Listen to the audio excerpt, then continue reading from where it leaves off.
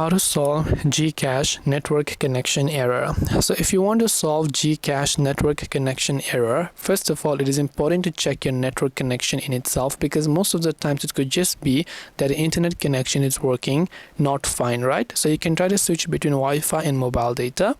Next up could be that GCash might not be available in your region and that you might be using a VPN. So with VPN, GCash is not going to work, and if it doesn't work in your region, then there is no particular alternative. You can just head on with other crypto applications.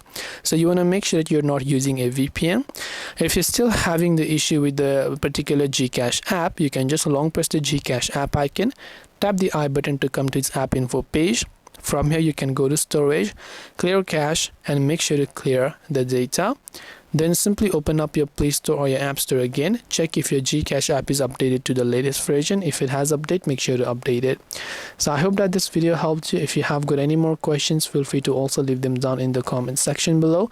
Thank you for watching till the end, and see you soon in the next video.